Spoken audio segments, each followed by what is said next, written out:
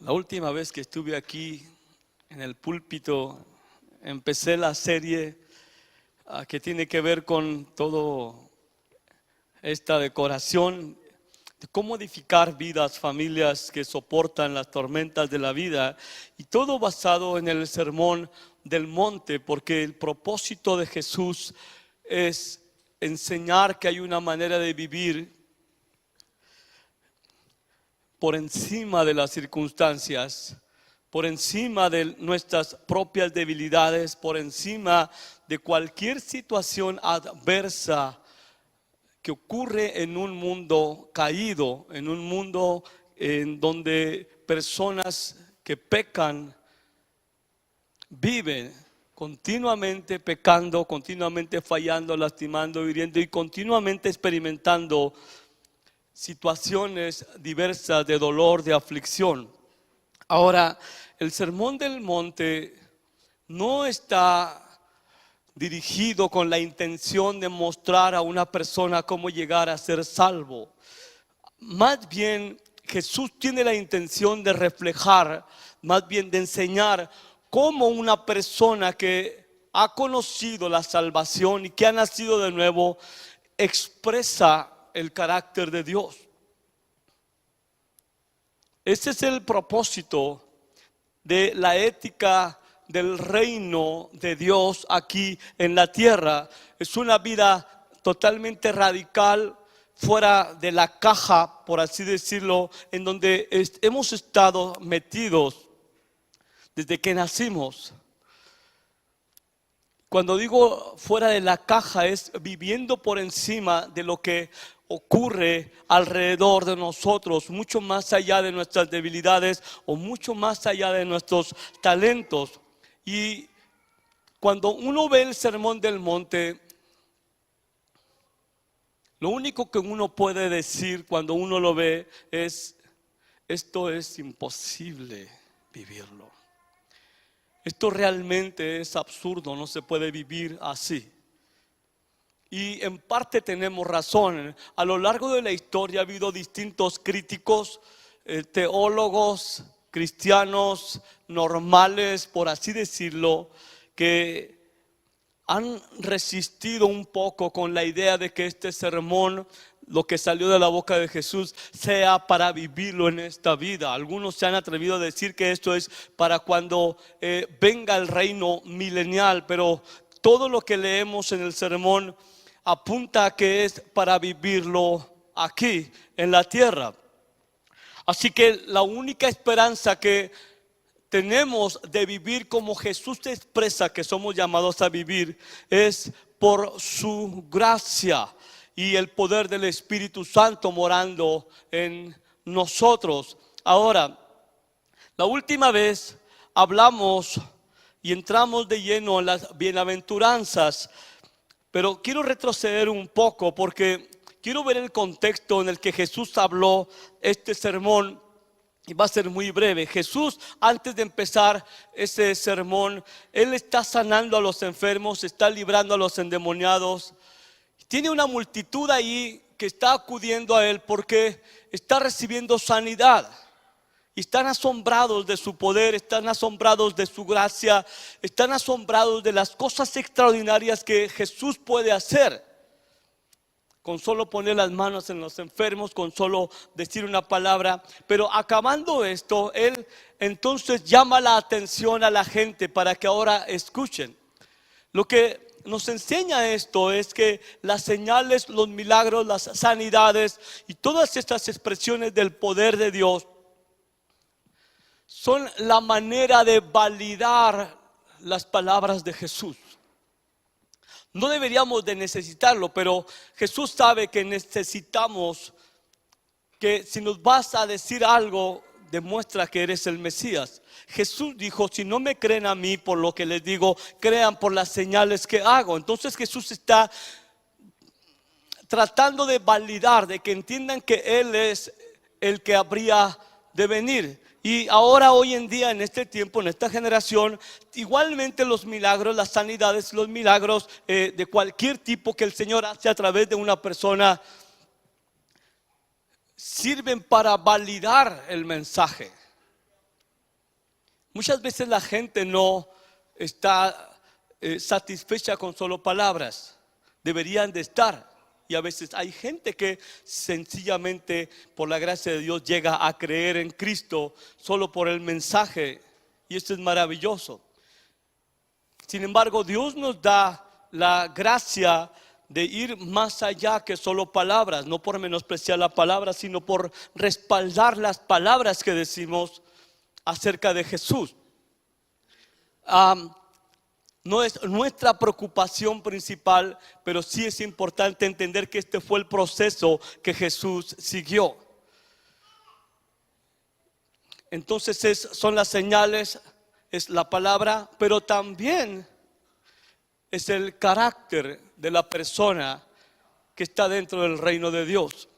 Ahora, las bienaventuranzas, ahí en el libro de Mateo capítulo 5, describen el perfil, el carácter de una persona que ha nacido de nuevo. Quiero que ponga mucha atención en esto. La gran mayoría de los maestros, filósofos o inclusive de cualquier religión pondrían esto como las bienaventuranzas, como la meta hacia donde tenemos que llegar. Pero Jesús lo pone como el arranque. Es decir, Jesús nos está diciendo que esto es algo que Dios concede a una persona que ha creído en el Evangelio. Bienaventurados es una palabra que expresa mucha felicidad, que expresa que es una persona sumamente bendecida y sumamente satisfecha. La palabra que se utiliza en el griego original de donde traducimos bienaventurado es Makarios. Makarios. Qué bueno que hubiera yo sabido que esa palabra significaba bienaventurado, porque cuando era chico mis amigos bromeaban conmigo y me cambiaban el nombre, y en lugar de decirme Mario me decían Macario. Yo me enojaba mucho. Pero Macario quiere decir bienaventurado, dichoso, bendecido, satisfecho. Y vuelvo a reiterar esto, que esa felicidad de la cual habla Jesús no tiene absolutamente nada que ver con encontrarla aquí en la tierra, está fuera de la caja. Y la palabra Macarios es una palabra que Jesús tomó, por así decirlo, prestada de la cultura griega, porque los griegos que eran, ¿cómo se dice? Que tenían muchos dioses, decían que sus dioses eran Macarios, porque vivían por encima de las cosas terrenales. Así que Jesús toma esa palabra y dice: la felicidad que ustedes buscan no está aquí en la tierra. La felicidad que ustedes buscan y persiguen desmesuradamente no está aquí en la tierra, está fuera de la caja. Y Jesús, cuando nos está mostrando su vida, nos está mostrando su vida como una persona sumamente feliz. Jesús no es una persona deprimida, Jesús no es una persona desalentada. Jesús es una persona con un gozo increíble. Cuando tú te asomas a la vida de Jesús, tú ves a una persona llena de gozo, pero nunca ves a una persona que se goza porque tiene un caballo nuevo, porque tiene una casa nueva, o porque le dieron mucho dinero, o porque le dieron un aumento. Simple y sencillamente Jesús está describiendo en estas bienaventuranzas lo que Él es y lo que son aquellas personas que han creído en Él. Así que la felicidad, de acuerdo a las bienaventuranzas, no está en lo que tenemos, sino lo que somos. No está en el hacer o en el tener, sino primero en el ser. Porque Jesús está describiendo no una meta, sino lo que no son la meta de lo que debíamos hacer, sino son una declaración de lo que un verdadero hijo de Dios es, y por eso son felices. Ahora, antes de cambiarle ahí, así que no es la meta, las bienaventuranzas no son la meta, sino es lo que Dios concede a sus hijos ser. Amén. Así que este mensaje, debo de decirlo en verdad, no porque quiero parecer muy espiritual, ni mucho menos.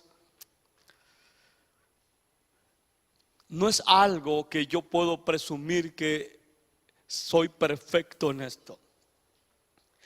Es algo que sé que Dios ha depositado en el corazón de cada hijo e hija de Dios, pero que a su vez debe de ser desarrollado y manifestado a lo largo de la vida. Ahora, voy a repasar rápido algo de lo que la semana pasada mencioné acerca de la primer bienaventuranza.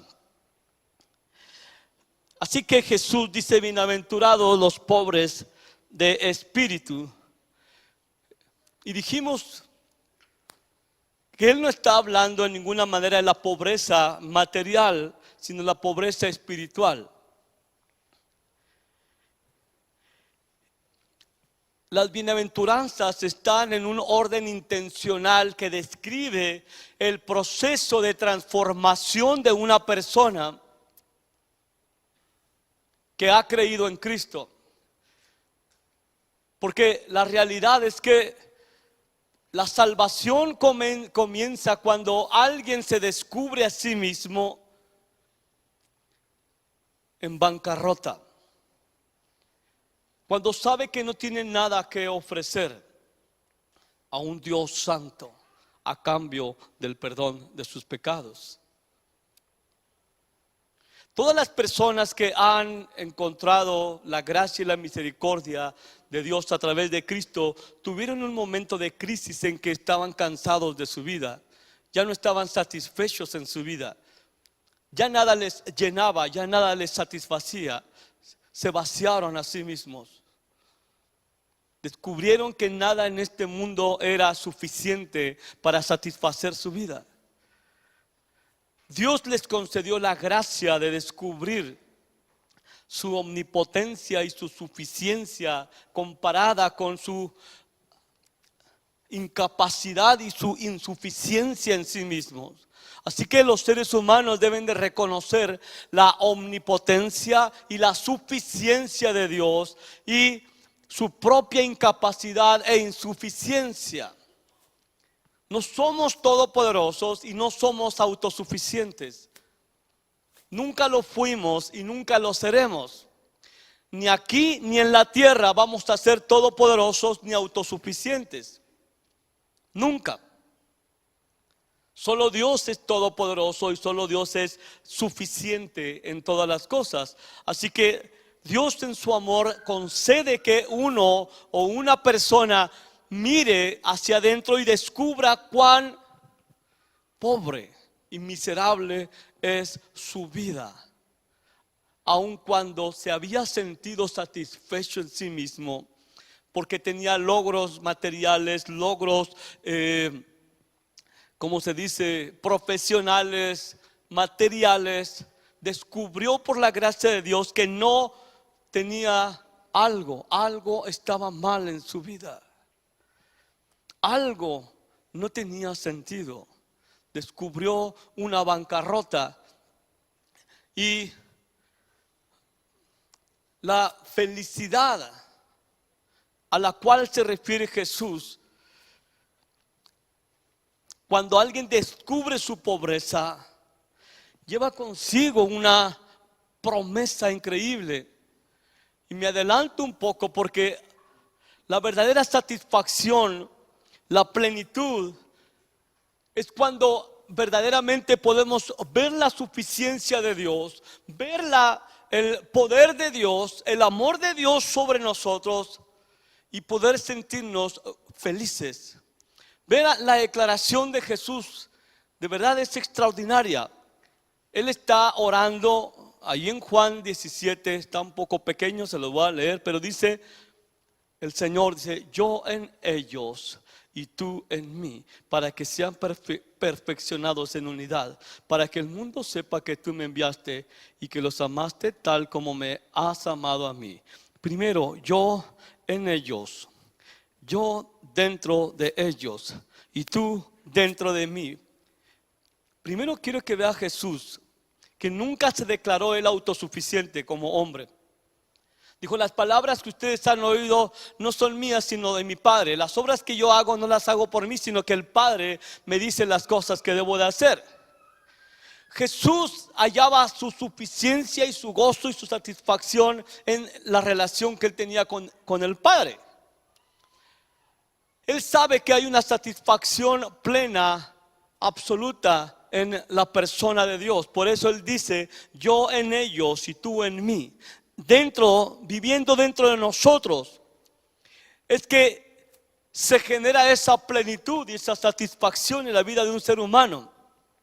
La persona más gloriosa, más grande y todopoderoso del universo viene y mora en aquellos que ha salvado él mismo por su gracia. Pero mire esto, si esto no le quiebra el corazón de gratitud, yo no sé qué lo haría, pero dice Jesús, para que el mundo sepa que tú me enviaste, es decir, Él va a vivir en nosotros, el Padre en Él, para que el mundo sepa que el Padre envió a Jesucristo y que los amaste tal como me has amado a mí. Piensen esto, es bien fácil amar a una persona buena, a una persona que nunca te lastima. Es bien fácil amar a una persona, voy a decirlo así, perfecta. Es bien fácil amar a una persona que siempre te complace. Es bien fácil para uno amar a una persona que no tiene casi arranques de mal humor.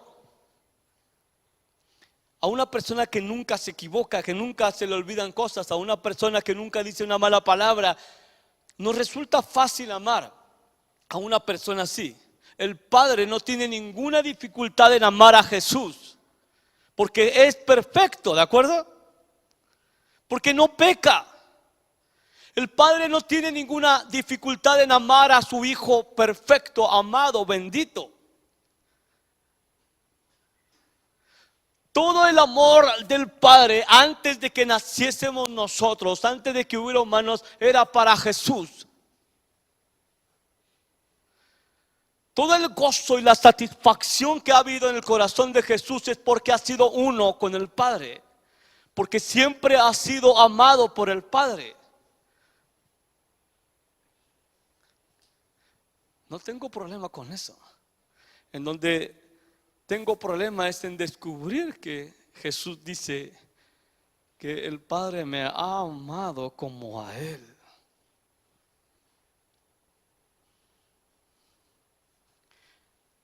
Y tengo que descubrirme pobre en quiebra para poder decir, wow, un amor así a una persona que no es perfecta, a una persona que falla continuamente.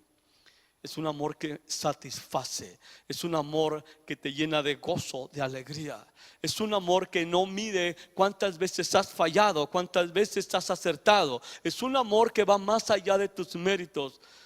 Porque no tienes méritos delante de Dios. No tengo méritos delante de Dios. Mis pecados no hacen que Él me ame menos, ni mis aciertos me hacen que Él me ame más. Él simplemente escogió amarnos exactamente en la misma medida que a Jesús. Piensa en eso. Es extraordinario ser amado por Dios así. Por eso dice la promesa que aquellos que han reconocido su pobreza, de ellos es el reino de los cielos. El reino de los cielos comienza a manifestarse no cuando Cristo venga, sino cuando Él entró al corazón de una persona. Él comienza a reinar y a llenar. Es precisamente el cielo y su rey viniendo a morar dentro de un ser humano a través del Espíritu Santo. Esto no lo puede lograr nadie. Es un acto de gracia de parte de Dios venir y morar en una persona. Una persona aquí en la tierra que encuentra su satisfacción en las cosas materiales, en los logros, nunca haya una felicidad verdadera, porque siempre está queriendo más y más y más. No es feliz. Pero cuando el Señor viene y llena y satisface el corazón de una persona así, entonces podemos decir es una persona macaria. Dile al que está a tu lado, ¿eres macario? ¿Eres macaria? ¿Estás satisfecho con el amor de Dios? Eres muy bendecida, bendecido porque Dios te ama exactamente como a Jesús.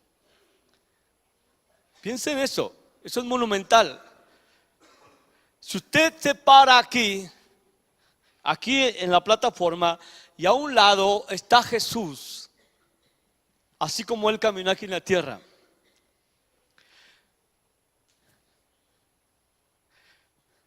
Piense, Jesús es hermoso, es precioso, es perfecto. Es tan santo, nunca peca, nunca tiene un mal pensamiento.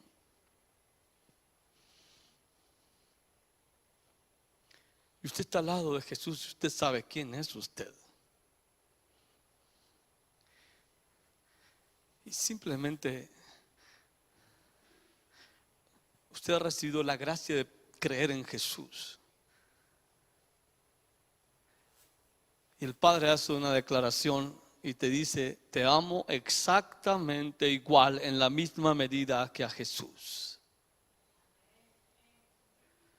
Yo me desmayo. Porque sé que no merezco eso, pero Él escoge amarme así, Él escoge amarte así. ¿Necesitas más riquezas materiales para ser feliz? Si alguien necesita más cosas materiales y recursos materiales en este mundo, entonces no es un hijo de Dios. Si alguien necesita más logros y más promoción en su trabajo para ser feliz, entonces no es un hijo de Dios. Porque está buscando la felicidad dentro de la caja, no fuera de la caja.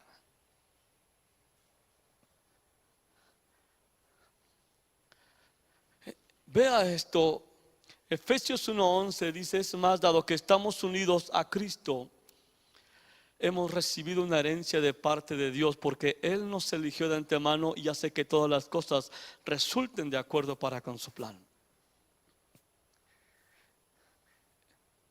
Todo, Jesús dijo, todo lo tuyo, Padre, es mío.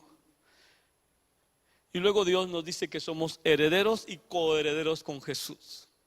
Cuando piense que todo lo del Padre es de Jesús y que nosotros compartimos la herencia de Jesús, no piense solamente en la herencia de estar en un lugar tocando el arpa en la eternidad. Dios es dueño de todo el universo, de todo lo que hay ahí, de todas las riquezas que Él creó y diseñó y de todas las cosas que Él todavía tiene reservadas en la eternidad. Todo eso es para aquellos que han creído en Cristo. Todo. Cuando digo todo, es todo, porque la Escritura lo dice, es todo. Si usted está en Cristo, dice, dado que estamos unidos a Cristo, hemos recibido una herencia de parte de Dios, una herencia incorruptible, una herencia que no se echa a perder, una herencia que no puede ser robada, que no puede ser sustraída. Es una herencia para todos los que están en Cristo. Y si eso no le satisface, entonces usted no ha conocido el amor de Dios. Usted todavía está dentro de la caja. Necesita mirar a Jesús en la cruz y saber cuánto le ha amado Dios al castigarlo a Él en lugar de a usted, al maldecirlo a Él en lugar de maldecirlo a usted. Así que dice Pablo, es Cristo en ustedes la esperanza de gloria. Es Cristo dentro de ustedes la esperanza de gloria. Es Cristo dentro de ustedes lo que debiera de darles gozo, alegría, satisfacción y ser usados por Dios más allá, afuera de los límites a los cuales usted está acostumbrado a vivir. Y voy con este pensamiento. Dios en Cristo viviendo en usted es suficiente. Entonces usted es rico. La pregunta es, ¿está viviendo Él en usted?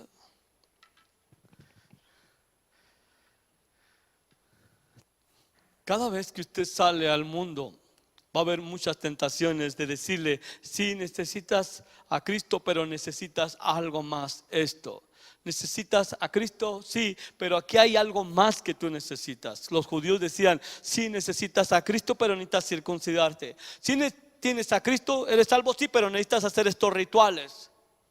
Y ahora hay muchos ofrecimientos aún dentro del ámbito cristiano. Dios en Cristo viviendo en usted es suficiente. ¿Necesitas más algo aparte de Jesús? Porque si Dios no escatimó en darte a su Hijo amado, si no se midió al entregarlo por ti, para ti, dice la Escritura, ¿cómo no te dará con Él todas las cosas? Si tienes a Cristo viviendo en ti, entonces tienes todo. Si tienes muchos logros y muchas posesiones en la tierra y Jesús no figura en absoluto como la figura central, entonces no tienes nada. Reconoce tu quiebra, reconoce tu insatisfacción y reconoce tu separación de Dios. Porque Jesús está definiendo quiénes son los verdaderamente felices aquí en la tierra. Amén.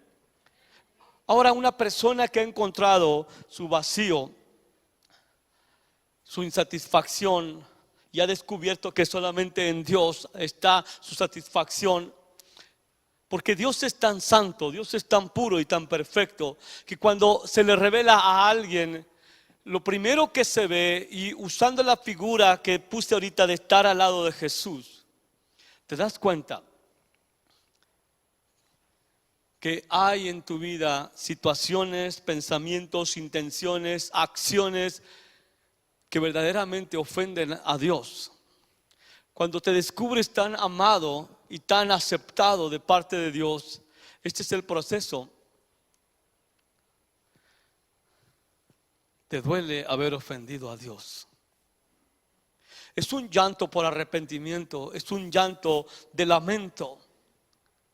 Y parece una paradoja. ¿Cómo va a ser feliz alguien que llora?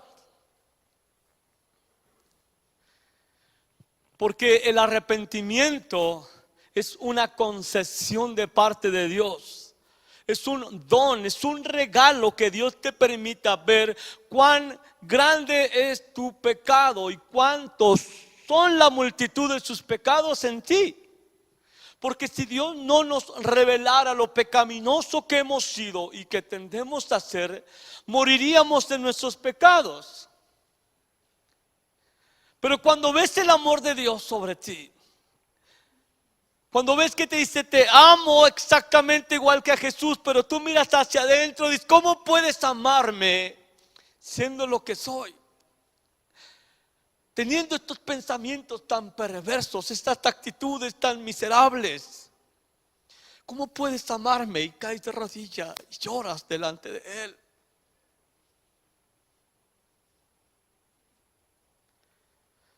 ¿Cómo Dios puede escoger amar a alguien como yo? La lista de pecados es interminable. Unos pecan de una forma, otros de otra. Otros son más vistosos sus pecados, otros son más ocultos, pero todos han pecado y están destituidos de la gloria de Dios. Pero Dios te escoge, te llama y te dice: te amo, exactamente igual que a Jesús. Y una persona así, una persona que se quiebra por sus pecados, debe de ser muy dichoso. Porque Dios no te revela tu pecaminosidad para condenarte, sino para perdonarte. Esa es maravillosa la gracia de Dios. Dios te convence de pecado. Que veas lo horrible que eres por dentro y las cosas que has hecho tan espantosas delante de Él, y que Él decide poner esos pecados en Jesús y sus consecuencias sobre Jesús. debe de quebrar el corazón de cualquiera. Porque Él está por encima de los cielos. No hay nada a lo cual podamos compararlo. Su santidad es más allá de lo que podemos expresar. Y nuestra pecaminosidad tan horrible, espantosa y repulsiva necesita ser revelada para que sepamos cuán pecadores somos. Y cuán grande es el amor de Dios a pesar de nuestra pecaminosidad. Solamente cuando vemos cuán grande es nuestro pecado, podemos apreciar realmente cuán grande es el amor de Dios, que nos amó a pesar de. Cuando éramos pecadores, Cristo murió por nosotros. Ese es el amor de Dios. Así que lloras y eres consolado. Ve lo que dice la Escritura en Isaías 12:1, apuntando hacia esto. Dice: y dirás en aquel día: a ti doy gracias, oh Señor, porque aunque estabas airado conmigo, porque éramos enemigos, se ha apartado tu ira y me has consolado. Se apartó su ira. No es como que hizo que no hubieras pecado. Tomó tus pecados todos y los puso en Jesús. Entonces, esa es la consolación de Dios, que Dios te concede el arrepentimiento, el abandono de los pecados. Y dice el salmista, muchos salmos hablan de esto: bienaventurado aquel que es perdonado de tus pecados. Bienaventurado aquel a quien Dios no inculpa de pecado. Nadie puede ser feliz con una conciencia culpable. Nadie puede ser feliz viviendo esclavo de sus pecados.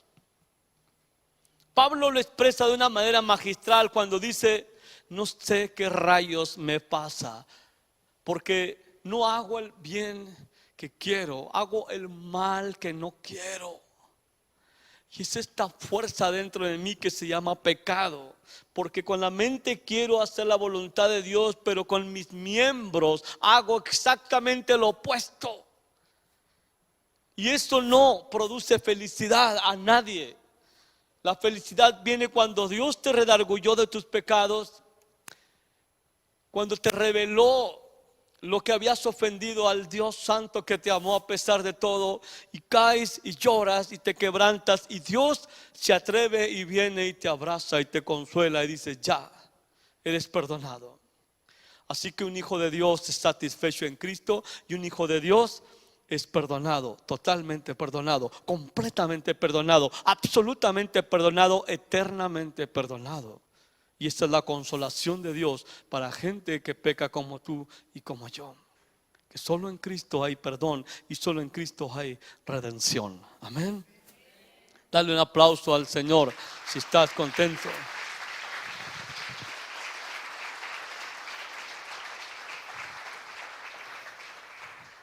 Dice: bienaventurados los mansos. La palabra mansedumbre, de donde viene manso, es fuerza bajo control. Debo de ir muy rápido. Qué felices son los que tienen su fuerza bajo control. Ve esto. Estábamos pobres. Dios nos revela que estamos pobres, miserables, ciegos, desnudos y que no tenemos nada. Y luego Dios nos atrae hacia Él y nos enriquece con su amor y su presencia. Y eso nos hace felices, y mucho más felices cuando nos revela nuestra pecaminosidad y nos concede arrepentirnos y ser lavados, limpiados de nuestras culpas. Qué maravilloso es respirar de nuevo, ser perdonado, ser limpiado. Esa paz que no se compara en absoluto a nada. Cuando tu conciencia es lavada, cuando has sido limpiado por la sangre de Jesús. Y esa es una experiencia real. Qué maravilloso es levantarte del suelo y, como dijo Jesús, ir a tu casa justificado. Pero Dios no se conforma con eso. Él viene y dice: los míos son personas mansas, y porque son personas mansas son personas felices. Una persona mansa, bueno, para entender la mansedumbre vamos a hablar de lo opuesto.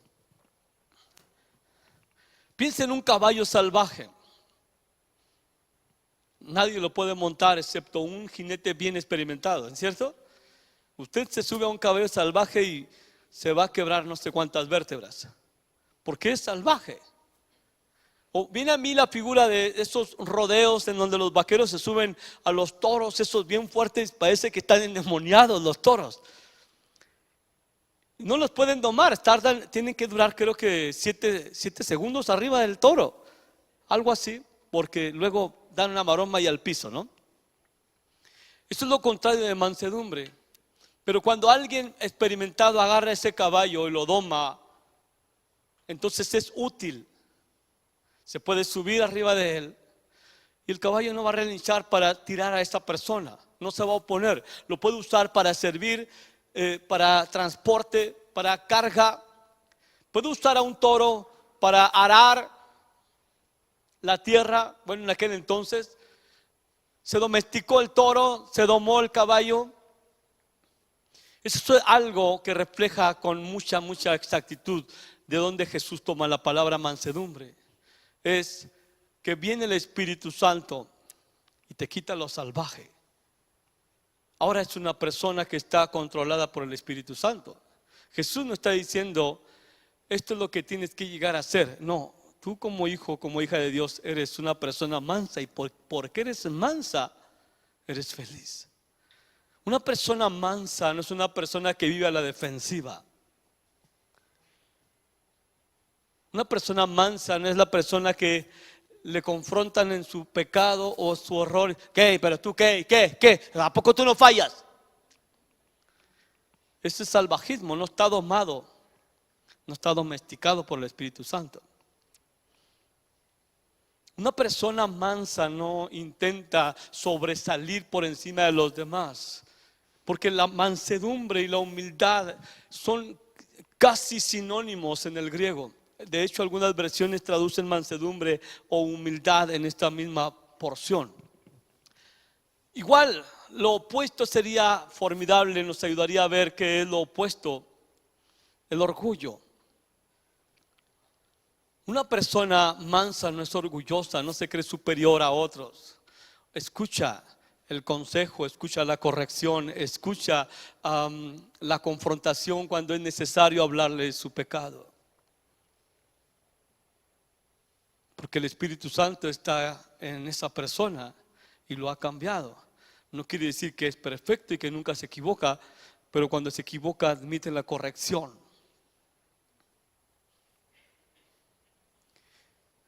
Qué horrible es vivir a la defensiva, ¿no es cierto? Qué horrible es vivir siempre tratando de defenderse. Sin embargo, Jesús: llevad mi yugo sobre vosotros y aprended de mí, que soy manso y humilde de corazón, y hallaréis descanso para vuestras almas. Llevad mi yugo. Jesús está hablando algo muy interesante en el contexto agrícola. Ponías a un güey viejo y ponías a un güey joven al lado y los pegabas con un yugo del cuello. Y este güey viejo ya sabía cómo trabajar, cómo arar. Y el güey joven no, pero al estar unido al güey viejo era conducido por el güey viejo. El güey joven quizás se resistiría un poco. Si fuera humano diría: no, yo no quiero trabajar, yo soy güey, yo no soy humano.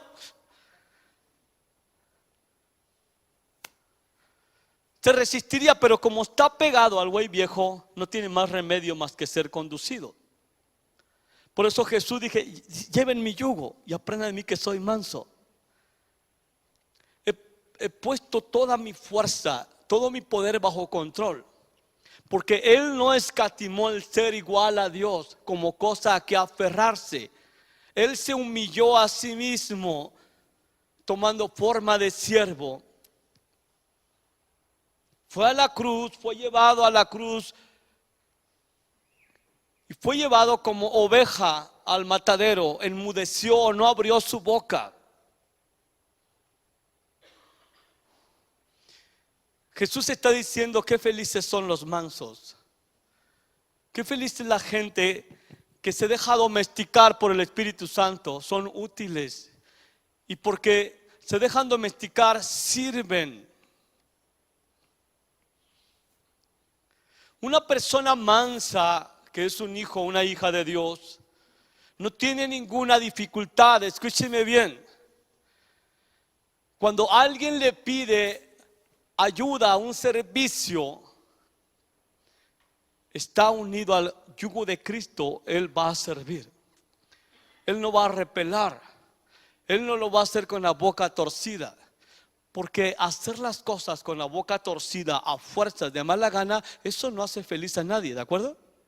Pero Jesús dice, qué felices son los mansos. No se quejan, no respingan, no se defienden. Ahora, no confunda la mansedumbre con un temperamento con el cual alguien hace, no, yo soy bien manso, eres flemático, eres muy tranquilo. Pero si alguien te aprieta un poquito más y Cristo no está en ti, vas a estallar. Si en el trabajo a alguien le aprietan para que haga algo más allá de lo que está estipulado, va a estallar. Puedes ver a personas muy introvertidas y decir es una persona mansa. No, no necesariamente es una persona introvertida, pero le aprietas más, lo pones bajo presión y saldrá lo que hay dentro: salvajismo. Así que qué felices son los mansos, porque ellos heredarán la tierra. Hay una herencia para los que son mansos. Jesús principalmente nos enseña que su mansedumbre, el ir a la cruz, el ir y entregarse por pecadores como usted y como yo. Jesús se humilló hasta la muerte y a la muerte de cruz. Por eso Dios lo exaltó hasta lo sumo y le dio un nombre que es sobre todo nombre. Le dio una autoridad suprema al Padre, a Jesús, para que toda rodilla se doble y toda lengua confiese que Jesús es el Señor. Es decir, toda la autoridad como el único y verdadero hombre, Hijo de Dios, hecho humano. El Hijo de Dios hecho humano recibe toda autoridad sobre toda la creación. Entonces Él en esa autoridad le dice a los suyos, a los que son mansos: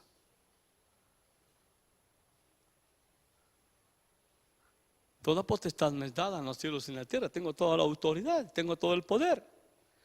Ahora, ustedes vayan, tomen posesión de la tierra. Si eres un hijo de Dios, eres manso. Y si eres un hijo de Dios y eres manso, entonces tienes por herencia la tierra. Quiere decir que hay un destino allá afuera para que tomes posesión y extiendas el reino.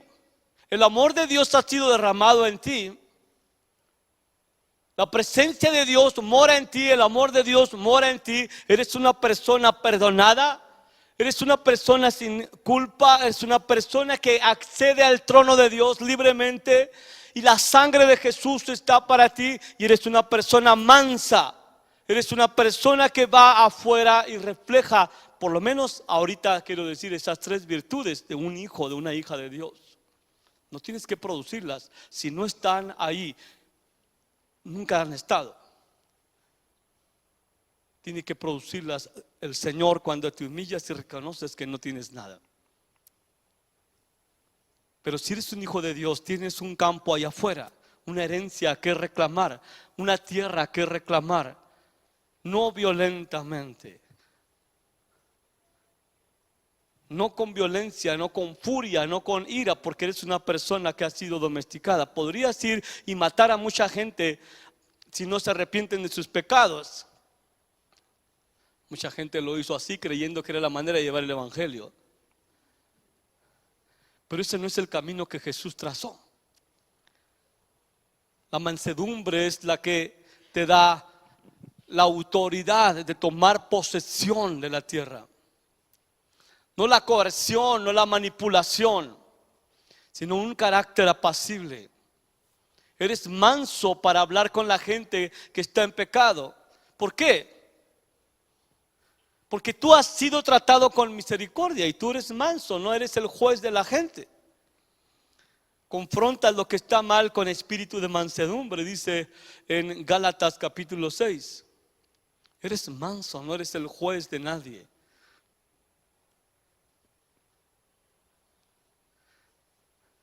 Eres un hijo de Dios.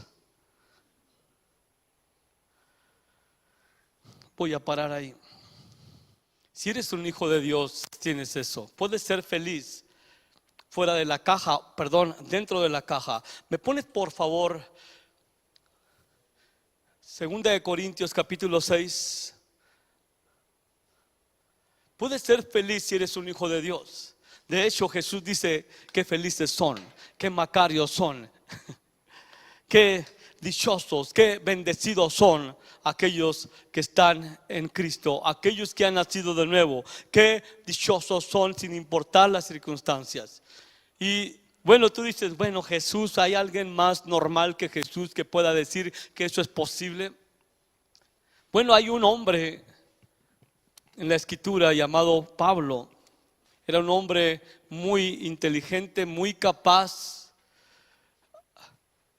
muy duro, muy violento, mató a muchos cristianos. Vean lo que Pablo está escribiendo.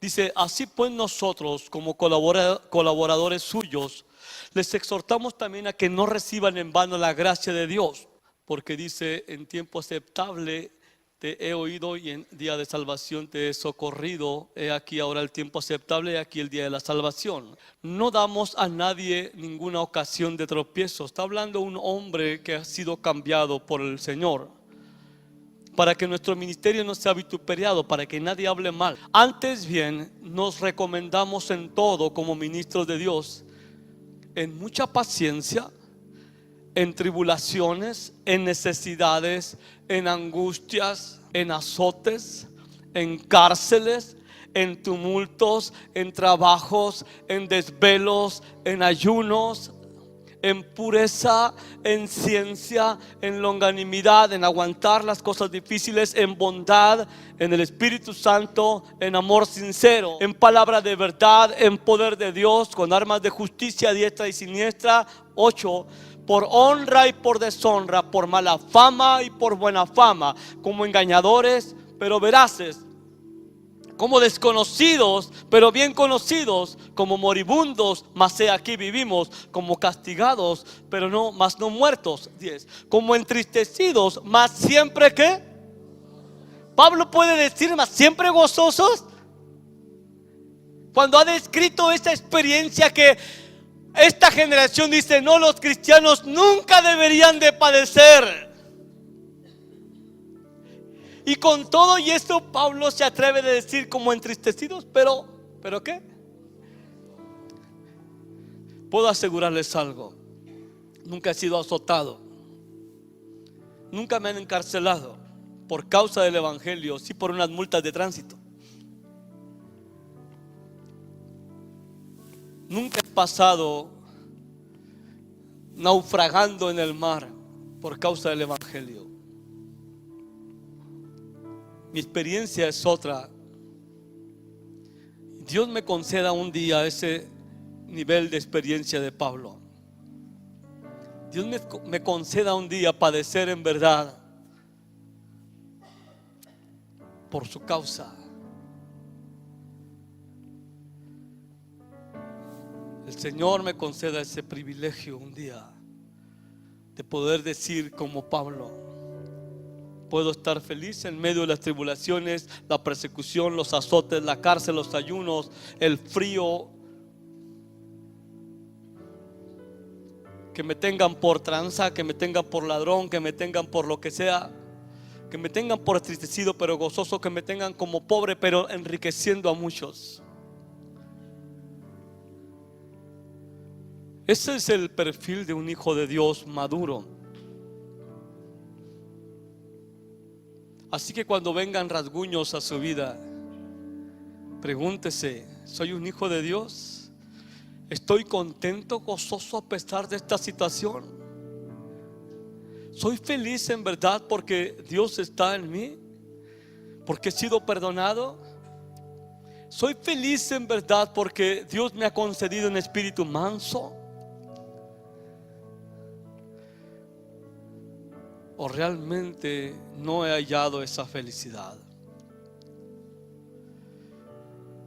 Les voy a decir algo. Jesús murió en la cruz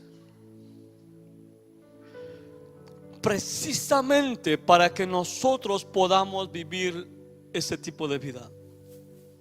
Aunque estés dentro de la caja, aunque las aflicciones vengan, aunque las dificultades vengan en mayor o menor intensidad, no importa, vendrán. Tú puedas permanecer feliz en medio de cualquier situación.